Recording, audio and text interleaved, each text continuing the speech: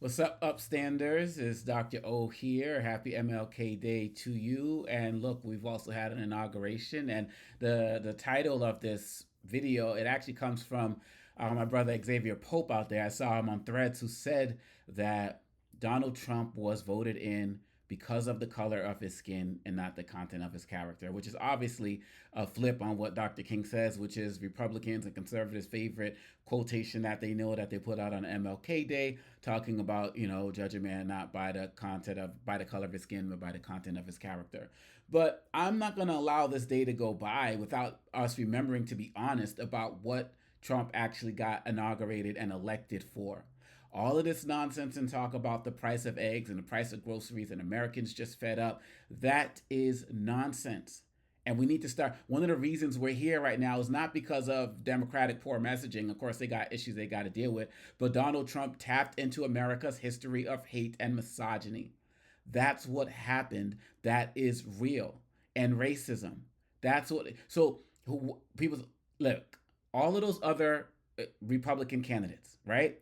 Vivek, Nikki Haley, DeSantis, Chris Christie, all of those guys who ran for president, are you really going to tell me that they didn't have a better economic plan by Republican standards than Donald Trump? That they didn't have a better economic plan to help reduce the price of eggs and just talking about tariffs and the like, that they didn't have it. So people who that's like your automatic response for people who say it was about the price of eggs. There were other Republicans who had better Republican minded economic plans. Throw that out the way. In the language, I can't believe that since this man has been elected and so many people and organizations and news outlets have started kowtowing to this individual, that no one has talked about him calling people vermin anymore. That no one talks about him calling people the enemy of the state anymore. That he talks about different groups in this country who are poisoning the blood.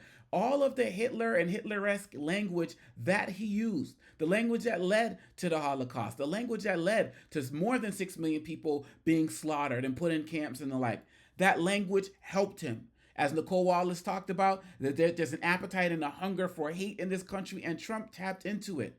One of the reasons we are here today, and Professor Eddie Glaude talks about this all the time, is that we keep forgiving behavior like this. We do things like get former slave people, former slave masters reparations, or not, putting people in prison for the Civil War, their actions during the Civil War. Like, we keep excusing things. This is why I said in one of my earlier posts, this is what I mean when I say America, Americas. Like, that's what it does. And other countries, between Truth and Reconciliation Commissions, reparations activities, all these other types of things, do actual work to confront their history. And people, now that Trump is in office, don't want to confront what he did to get into office. And on this MLK Day, when MLK was the one who talked about, I'd rather see a good sermon than hear one, because it's supposed to be a day of service. What's your service going to be going forward in service of the truth? What's your sermon going to be as it relates to speaking truth to power, as it relates to not letting election and campaigns be literally whitewashed in many ways, shapes, and form? This is your calling right now. This man is about to pardon a bunch of insurrectionists.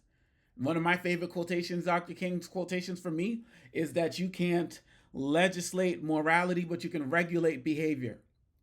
These guys were tried in a court of law. Now they're about to be out. Violent offenders. Where's going to be the commentary about that? Where's going to be the activism around that? People just going to spend time protesting? Nah, today's supposed to be about a day of service, but service can be a protest. But we got to serve every day. We got to serve the people every day. I'm not talking about, these marches and protests that happened for Dr. King, over the weekend to resist Trump. I'm not, those types of marches. Look, we got to understand the late, great civil rights organizer, Bayard Rustin, Dr. King's right-hand man, who mainly organized the March on Washington and all of that, floored me when I saw a comment he made in the 80s. He said, we protested and marched because we didn't have the right to vote. Then he said, floored me, when you have the right to vote, you don't need to protest. So right now, with this guy in office, all of y'all who stayed home, all of y'all who spent your time, condemning Biden because he comparing him to the Almighty as opposed to the alternative, condemned him for Palestine and all these other types of things. Are you going to get out and have that same smoke for Donald, or are you going to be scared? Scared you're gonna get arrested, scared you're gonna lose your job, scared you're gonna get targeted, be part of a mean tweet. Are you gonna have that same courage and boldness right now? Are you gonna have that courage of a Dr. King, of a Malcolm X, of a Rosa Parks, of a Coretta Scott King? Are you gonna show that right now? Is all that smoke gonna be, sent towards Biden, gonna be sent towards Trump right now? We got to remember that when Dr. King was assassinated, he was one of, if not the most hated men in America. But as he said, the time is always right to do right. What's your right going to be right now? What you going to do? Because really, at the end of the day, this man doesn't have character. Well, yes, character, but it's bad character. But people wanted that. They wanted the, I'm going to take care of you no matter what. They wanted the, if I was to rape somebody, it wouldn't be her. Just look at her. They wanted the poisoning the blood. They wanted the, do you want the white president or the black president? They wanted that.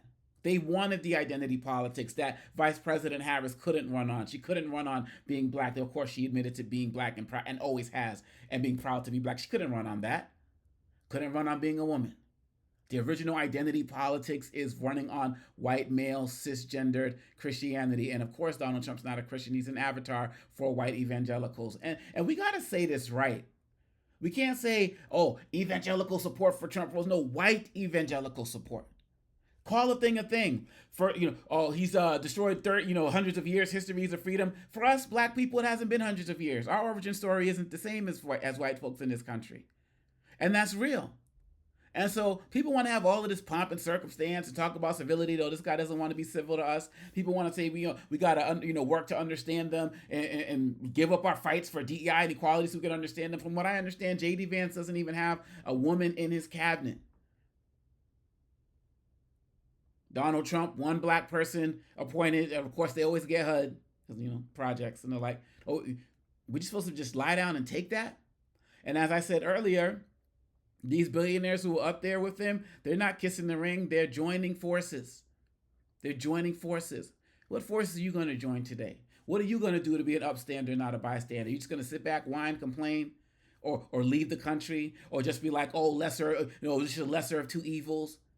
As your daughters start to have fewer rights than your mothers did, or your wives did, or your sisters did. Watch as more history gets taken away. Watch as more people committed to DEI can't travel and do their work, and the history book's going to rewrite stuff. What are you going to do? What's going to be your sermon right now? Dr. King said everybody can be great because everybody can serve. And right now, one of the things we need to be getting involved in, serving locally, getting back into the community, doing the work of the people. Forget all of the national politics and focus on local. We got midterms in 2 years, right? Where's your sermon going to be around that? Where's your sermon going to be when they're removing the books from your schools and not hiring people that look like you? Where's your sermon going to be? Joe Biden left out trying to get that 28th Amendment, the Equal Rights Amendment, added to the Constitution because we passed the threshold to get it passed. Are you fighting for that? And all of this, oh, you're just caping for Biden. Anybody who knows me knows that I spend lots of time critiquing the Biden administration. But when good things are done, you got to acknowledge that. And the fact of the matter is, Biden's done more, and his administration does more for black people than any president in my lifetime. And that's just real. And, I can celebrate the pardoning of a Marcus Garvey, who gave us the red, black, and green, who gave us Black Star, and so on and so forth. I can celebrate that and have it be a good thing. And I can also talk about the fact that, as far as I can tell from what I've seen so far, there's been no pardon for Marilyn Mosby. I can talk about two things can be true. We need honest critiques. We need honest conversations. What we don't need right now is people just stepping back and just not caring. Because that's what's got us here in the first place, and that's what's about to get us, what's about to go down. So this was a man who was voted in because of the color of his skin. Vivek and Nikki Haley couldn't run on that, and not the content of his character.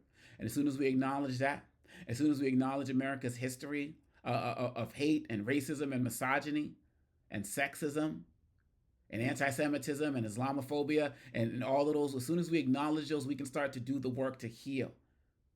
As Jay-Z said in one of his songs, you can't heal what you don't reveal. And America just doesn't want to reveal it. So they're be comfortable talking about the price of eggs, regular eggs, organic eggs, and all that other type of stuff, but not point out the truth. That's not going to happen here. So what's your sermon going to be? I'm here. I'm ready to work. I'm not ready to work. I'm going to continue to work. And I hope on this day, when we honor the legacy of a great man who knew what was coming to him and did it anyway and fought, I hope that you're going to pick something in your space. It's like you said, whether you pick up garbage with your teacher, whatever it is that you do, being the best that you can do, because our community needs you now more than ever. Freedom is not an event, it's a process. Liberty is not an event, it's a process. What are you going to do to help make sure that that continues? The word is on us. It's spelled onus because it's literally on us. Everybody has an obligation. Let's continue to work. Peace.